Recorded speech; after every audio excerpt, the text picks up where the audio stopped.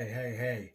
What's going on, everybody? I pray God's working everything out for you this week and you're having a great week. It's your boy, Pastor G, here with another 15 minutes of faith segment to brighten up your week, get you a little bit of motivation, get you some things on your mind about God as you go through the week this week. One of the things I kind of have a problem with from time to time is when people tend to read one part of a verse and interpret it for just that part when the supporting information, all that kind of stuff tends to be either after or before that scripture, right? Take it in context, take it in whole. So we're going to look at a verse today that sometimes people say a lot, but there's a little bit more meat to it. And hopefully it speaks to you about something you might be dealing with or someone that you know, right? Amen. So over in Ephesians chapter 4, verse 26, it says, be angry and sin not. That's where most people tend to stop. It says, be angry and sin not. Do not make the sun go down on your wrath, nor give place to the devil. Be angry and sin not. Do not let the sun go down on your wrath, and don't give place to the devil. It's really talking about anger and being angry, right? And what I want to talk to you about today is, control your temper. Understand what anger does. Why is it a sin that's ranked up there with like fornication and murder? It's listed amongst a whole bunch of sins, right? So what's up with anger? Let's think about something for a minute, right? Genesis chapter 4, right? Around 6th verse. Cain's anger. God asked Cain, why are you angry? Cain's anger stilled for so long that he killed his brother. Right? Anger, if not dealt with, addressed correctly, can cause all kinds of chaos. Proverbs chapter 4, verse 24 says this. Don't drink or be friends with anyone that's angry, or else they're going to take you into a whole heap of trouble. Proverbs chapter 29:22 says, listen, an angry man stirs up strife, and a furious man abounds in transgressions. An angry man stirs up strife, but a furious man abounds in transgressions. What is it saying here, right? An angry man can get himself in a situation. You can get mad and make a mistake and, okay, it's over with, right? A furious man is someone who feeds on that anger. They walk around that anger. They let that anger stool. And that's why he says in Proverbs, it leads to he abounds in transgression. You have seen people who cannot control their temper get themselves into a lot of trouble, right? You always got the hothead of the group, right? I used to be that guy. Growing up, I had a heavy Jamaican accent growing up. I was smaller than everybody else. People used to pick on me. So I used to be very quick tempered. Pop, pop, pop, pop, pop. And I used to learn to quickly snap on people. Like I would talk about your mama, all that kind of stuff. My brother be getting jumped on. I'd take my little metal lunchbox, clean out, pop, pop, pop, pop. Hothead. Hothead situations, Cain, right, can get you to a place where you are not ready to be, where you are not ready to deal with the consequences of those actions if you don't deal with that anger. Sometimes it takes therapy to deal with anger. Maybe you've seen some stuff in your childhood, or you've been through some things, abuse situations like that. You've got to watch anger. Anger consumes you, and then it turns into hate. If you hold on to anger too long, it will become a part of your nature. It will become a part of your thought process. It'll become a part of everything that you do, till it gets you to that point that you can no longer control yourself, you lose it for that particular point, and you do something that you regret. You storm off a job. Now you're out of a job. You do something in your relationship. You do something to your child, made you upset, and because of some anger issues, you do the wrong thing to the child. I talked about this in another 50 minutes of faith segment. You get so angry that you think, I'm just going to throw this punch and knock him out, and you end up killing the person, right? One hit a quitter. You hit him in the wrong place, or, anything is possible when it comes to anger. And back when I talk about in Genesis chapter 4 with Cain, his anger was brought on by jealousy, right? God loved someone who gave him his best, and you are mad at God because you gave him what you had left over, to where you don't get the person who rejected you. You go and kill somebody else. Abel did nothing to Cain. God rejected Cain's offering, but he took it out on someone who did the right thing. Anger can lead you to be misdirected, misguided, misfocused, and take it to a place that you never ever want to be in, right? And that's something that we have to address and understand in our lives We have to be angry and sin not. But people say that quick, oh, be angry and sin not, be angry and sin not. But there's more to that verse. It says, be angry and sin not. And it also says, don't let the sun go down. That means like, don't let that thing boil and still. Don't let it steep, right? It's like cooking gumbo. You got to put that thing on a pot, let it cook, let everything. If you let that anger cook and cook and cook, it's going to infuse everything, every part of your life. How you deal with your family, your friends, your job. You're going to be a hothead, temperamental person because you haven't dealt with your anger. That's why the Bible lists it as a sin. When you let that anger steal and steep and boil over, it creates nothing but chaos and mess. And you got to try to find a way to get yourself out of that.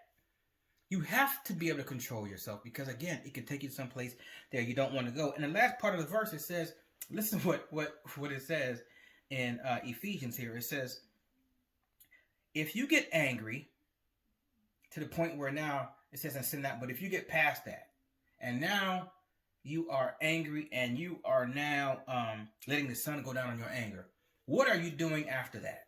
You are now giving place to the devil. The devil's going to have his run with you. Do what he want to do. Have you doing, saying things that is against what God has established for you to do. So now the devil has you because now your anger, your temperament, your character, everything is in his hands for him to use. And now he can take it, right? Because now you've given place to him and some greater sin now is going to come out of that situation.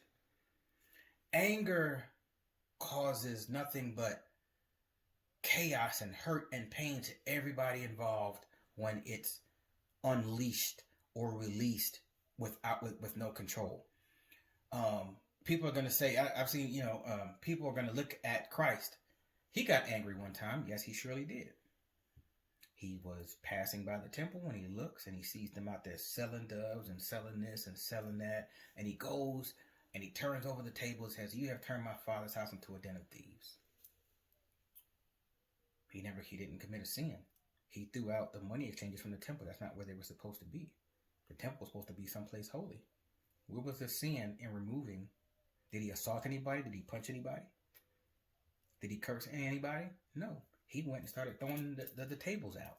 He was cleaning house. He was angry and sin not. He's the perfect example of be angry and sin not. And he had a right to be angry because the place of worship and sacrifice and that entryway to the holy, that leads you up from room to room to the Holy of Holies is tainted because outside everybody's hustling. So when we talk about things that are angry or people that had done things out of anger in the Bible, we have to be cognizant of the outcome, right? Nothing good's going to come from being angry. Nothing is going to, relieve its or become better from uncontrolled anger or from a bad temper, right? And here's the thing about anger. People are going to start giving you that label. Oh, that be a hothead, man. You can't talk to them. Anytime something go wrong, they going off the deep end. They doing this, they doing that. And your name ain't no longer, Kim or Karen or Steve or whatever. It's just, that's angry man. Or that sister always angry. You know what I'm saying? Her husband cheated on her, so now she don't want no man. She just walk around angry at every single male. She hate the pastor, she hate the president, she hate the pope. Because you have not gotten past or gotten any healing from whatever situation hurt you. Being delivered from hurt is one thing, but when you get angry and internalize that anger and never deal with that anger, it can get you to the point where, like a Cain, you commit murder. And his was misplaced. It was out of jealousy, right? So realize today you have to, if it takes seeing somebody, talking to a pastor, talking to a counselor, talking to someone, if you're that person and everybody's always telling you, hey, you got to learn to calm down. You got to learn how to control yourself. I have people telling me that a lot. Man, why? I understand they did such and such, but why are you so mad? You know what I'm saying? Why are you so? And I never wanted to be that kind of person that was labeled as angry all the time, or ill-mannered, bad-tempered, right? I want to say, no, my parents raised me the right way. You know what I'm saying? So when we look at it as in its entirety, right? The anger, what it says, you can go from being angry to being a person who is has that character, so now you've opened the door to the devil to where he can use you. Because if you are always infused with that emotion of anger, there's no room for love. Christ is love. So if you are always angry, you don't have no room for love. You are an open vessel for the devil to use at his will. And he will find things to keep making you angry to where you just go off the deep end, and it will cost you something that you're not willing to spend. We have to think about how we what we let into our life, what we let into our ear gate, our eye gate, right? The things that control us, how we let people talk to us, whatever, and learn how to deal with those things. Because anger, when the Bible says be angry and sin not, it's saying that thing is ranked amongst all the major sins because of what it can do, how it can change you, how it can take you from a place where, of being offended to becoming a offender. Okay? And there's a divide there. I can be hurt, but don't turn to the person now because I'm hurt that's going to tear off and do something I'm going to regret. So when the Bible talks about anger, it talks about that with Ephesians and Proverbs. It says don't even be around angry people because, hey man, such did this to me. Let's ride with me. That one family member that always calls, let me tell you what so-and-so did. They get you to buy into their foolishness and you get caught up in the mess now. Right? It's kind of like being an associate to a crime. You go participate in something because somebody else done got mad for no reason. And now you're caught up in a situation that you had no business getting caught up in because you're hanging around somebody that has a bad temperament. So my 50 minutes of faith to you today is when you're talking to the Lord, or, you get the feedback from some of your friends, or, you always find yourself quick with the mouth and, angry and defensive and things like that. Have you dealt with anger? Is it something internal? Is it something that happened to you that you haven't quite dealt with? Is something, some internal abuses or some things that you have gone through and you need some help to get past those things so you don't lay way to the devil being able to use you as a vessel? Because the Bible teaches us, once you get past that anger point and now it becomes a dwelling place, now you're opening the door for the devil to come in and use you, right? He can sell you at his whim and use you in the street for whatever he wants you to do. So remember, please, please, please talk to someone about your anger, your temperament issues, right? Look at what is going on in your life, things that have happened to you, and walk that path of getting some help, because anger is one of those sins that sometimes it takes you, if we fornicate, okay, might have a little grace, God might save you for some things and whatever, backbiting, things like that. But that thing about anger takes over your body and your mind and your mouth. And we know from out of the mouth, the heart speaks. So if you got nothing but anger in your heart, that's all you're going to speak over your life, over your children's life, over anyone you come in contact with, your job, oh man, I got here 5 minutes late, they tripping. I mean, everything you say now, then you turn to this negative Nancy, right? And you just boil over in negativity. It's in your character. It's in your person. So 15 minutes of faith today. The word teaches us, read the whole word for context. It tells you, it's be angry and sin not, but also don't carry that anger, right? Let the sun go down on that anger. And if that happens, you're going to give place to the devil, right? Don't be around people who are angry and bad temperament, right? Understand what anger is, right?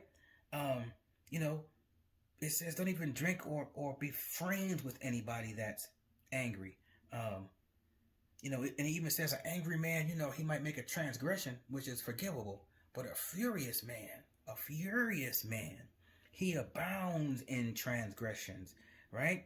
An angry man stirs up strife, but a furious man abounds in transgressions. That means that their character, they're always going to be getting in something that's going to cause problems, cause trouble, and go into a situation that you don't want to be. So God bless you today. I pray the Lord keeps you. I pray the Lord works on your temperament. God delivered me from my anger, my temper. My LB can attest to that. I used to be a hothead with a lot of things. But I'm glad God got me out of that and taught me how to love and respond in love and to walk in love and talk in love. So when people even offended me, okay, you know what I'm saying? I had to realize if they offended the man of God, God's going to deal with them. I don't have to worry about it. It's on them, right? You hurt me, you do me dirty, God bless you, right? And it's not saying you're being walked over or anything, but you let God deal with that thing.